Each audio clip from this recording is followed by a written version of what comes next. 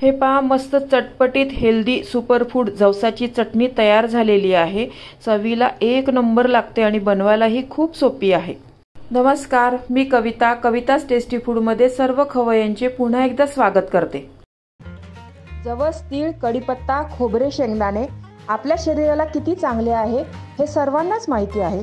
रोज यांचे सेवन आपल्या आहारात कोणत्या ना कोणत्या स्वरूपात करायला पाहिजे। याआधी आपण कढीपत्त्याची चटणी पाहिली होती। आज आपण सुपरफूड असणाऱ्या जवसाची चटणी कशी करायची ते पाहणार आहोत। जवसाला मराठीमध्ये अळशी, हिंदीमध्ये अलसी आणि इंग्लिशमध्ये फ्लॅक्सीड असेही म्हणतात। त्याआधी जवस का, कधी आणि कसे खावे हे जाणून घेऊया। जवस हे अनेक समस्या आणि आजारांवर गुणकारी आहे। जवस हे बीपी कंट्रोल करण्यासाठी तसेच डायबिटीज पेशंटसाठी अतिशय लाभदायक आहे। यामुळे कोलेस्ट्रॉल संतुलित राहते। शिवाय जवस हा शाकाहारी लोकांसाठी ओमेगा 3 चा उत्तम स्रोत आहे, जो नॉर्मली माशांमधून देखील मिळतो। यामध्ये असलेल्या प्रोटीन्समुळे आपले पोट भरलेले राहते, वरच्यावर भूक लागत नाही। त्यामुळे हे वेट लॉस साठी पण उपयुक्त आहे। जवस हे फायबरयुक्त असल्यामुळे पचनासाठी देखील उत्तम आहे। यामुळे सांधेदुखी पण कमी होते आणि चेहऱ्यावरचे रिंकल देखील कमी होतात। चला तर पाहूया अशा बहुगुणी जवसाची चटणी कशी करायची ती।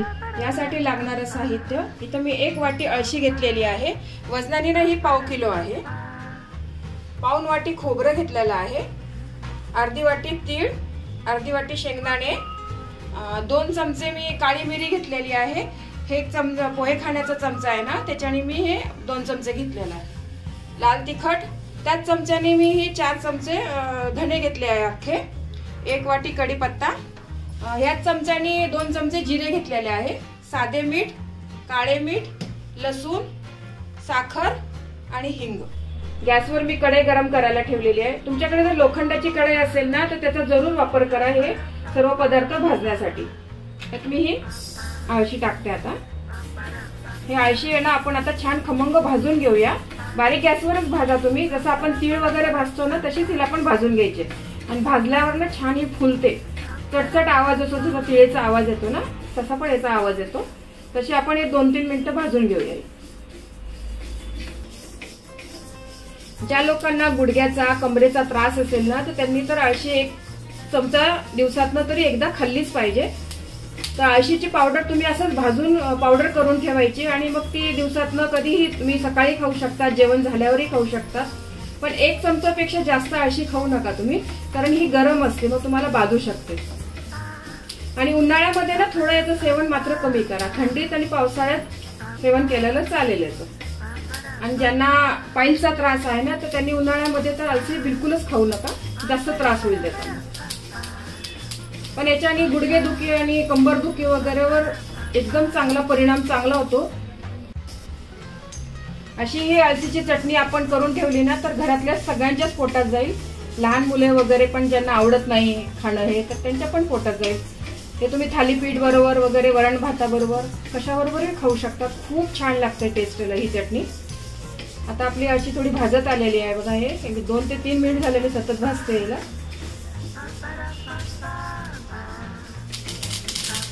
हे पहा, आपल्या अळशीचा असा चटचट छान आवाज यायला लागलाय। आता आपली भाजली मी एका प्लेट मध्ये काढून घेते। त्याच कढईमध्ये ना आता मी खोबरं पण बारीक गॅसवर छान खरपूस भाजून घेते। आपल्याला जाळायचं नाही आहे हे खोबरं, अगदी थोडंसं कुरकुरीत करून घ्यायचं आहे। सर्व पदार्थ मी छान खमंग भाजून घेणार आहे। भाजल्यामुळे ना आपली चटणी भरपूर 1 ते 2 महिने आरामशीर टिकेल, ही खराब होणार नाही। खोबरं पण बघा आपलं खमंग मस्त भाजून झालेलं आहे, ते पण मी डिश मध्ये काढून घेते। आता मी तीळ भाजून घेते। तीळ पण आपण असेच खरपूस भाजून घेऊया। तिळाचे सेवन पण जास्तीत जास्त आपण पदार्थांमध्ये केले पाहिजे, त्याच्यामध्ये भरपूर प्रमाणात कॅल्शियम असतं।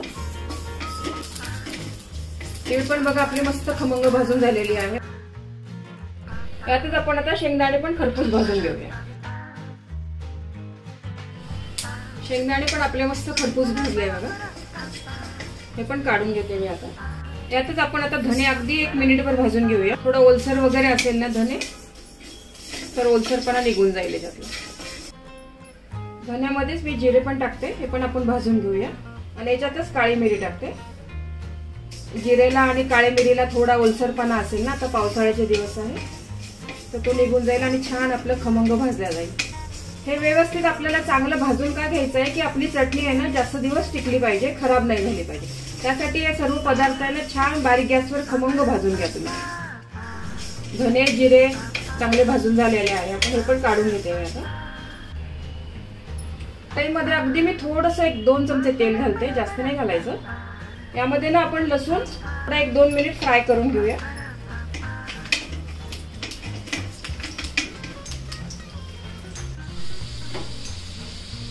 लसूण पण आपला छान फ्राय करून झालेला आहे।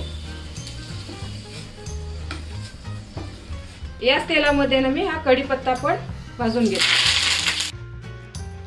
या कढीपत्त्याचा ओलसरपणा जाईपर्यंत आपल्याला भाजून घ्यायचे आहे।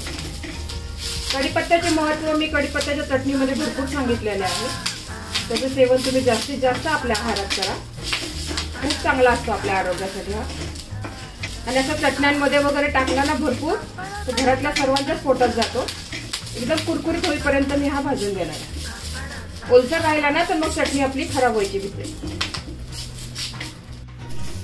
कढीपत्ता बघा आपला छान मस्त भाजून झालेला आहे, असा कुरकुरीत झालेला आहे, आवाज येतोय। तो पण मी डिश मध्ये काढून घेते। हे सर्व पदार्थ आपले मस्त खमंग भाजून झालेले आहे। आता मी गार करून घेते आणि मग मिक्सर मध्ये आपण बारीक करू। मिश्रण बघा आपलं पूर्ण गार झालेलं आहे। आता मी मिक्सर मध्ये हे बारीक करून घेते। यामध्ये मी आता हिंग घालते, साखर ना तुम्ही 1 चमचा जरूर घाला, चटणीला खूप छान चव लागते। आणि हे लाल तिखट माझं तिखट नाहीये त्यामुळे मी 2 मोठे चमचे घेतलेले आहे। तुमचं तिखट कसं आहे त्याच्यावर घाला, नाहीतर जास्त तिखट झाले की लहान मुलं खाणार नाही। हे मीठ साधं आपलं आणि थोडं चवीपुरतं हे काळं मीठ। आता मी बारीक करून घेते मिक्सर मध्ये। हे जाडसं असं रवाळ वाटायचं, एकदम बारीक फाईन पेस्ट नाही करायची आहे आपल्याला। हे पहा मी चटणी अशी बारीक करून घेतलेली आहे, बारीक नाही केलेली आहे, एकदम अशी जाडसर घेतलेली बघा। आता मी एका बाउल मध्ये सर्व करते। जवस हे भाजूनच खाल्ले पाहिजे, हे कच्चे कधीही खाऊ नये, ते स्लो पॉयझनचे काम करते। त्यामुळे जवसाला भाजून त्याची पूड करून किंवा चटणी बनवून त्याचे सेवन करायला हवे। पावसाळ्यात किंवा हिवाळ्यात याचे सेवन जरूर करावे, तसेच उन्हाळ्यात कमी करावे, कारण जवस शरीरासाठी उष्ण असते। जवसामुळे पित्त देखील वाढू शकते, त्यामुळे पित्त प्रकृतीच्या लोकांनी याचे मर्यादित सेवन करावे। गरोदर स्त्रियांनी याचे सेवन करू नये, मात्र बाळंतिणींनी जरूर करावे। जवस तुम्हाला कोणत्याही किराणा दुकानात मिळतील, तसेच ऑनलाईन पण मिळतात। ही चटणी खाताना थोडे कच्चे तेल किंवा तूप टाकून खावे, त्यामुळे ही चटणी पचायला हलकी होते। तुम्ही या प्रकारे चटणी नक्की करून पहा। जवसाचा आपल्या आहारात जरूर समावेश करा। चटणीची रेसिपी आणि माहिती कशी वाटली हे कमेंट्सद्वारे कळवा। तुम्हाला ही रेसिपी आवडली असेल तर तुमच्या मित्रमैत्रिणी आणि नातेवाईकांबरोबर शेअर करा। व्हिडिओला लाईक करा व चॅनलला सबस्क्राईब करा। रेसिपीला कमेंट्स करा, तुमच्या कमेंट्स वाचायला मला फार आवडतात। तुमच्या लाईक्स आणि कमेंट्समुळे माझा उत्साह वाढतो आणि नवनवीन व्हिडिओ बनवण्यासाठी प्रोत्साहन मिळते। त्याचबरोबर तुम्ही मला फेसबुक, इंस्टाग्राम आणि पिनट्रेस्टवर देखील फॉलो करू शकतात। त्यांची लिंक डिस्क्रिप्शन बॉक्समध्ये दिलेली आहे। तुम्ही ही रेसिपी कोणत्या गावातून पाहताय तेही सांगा। तर पुन्हा भेटूया एका नवीन रेसिपीसह। तोपर्यंत मस्त खा, काळजी घ्या। धन्यवाद।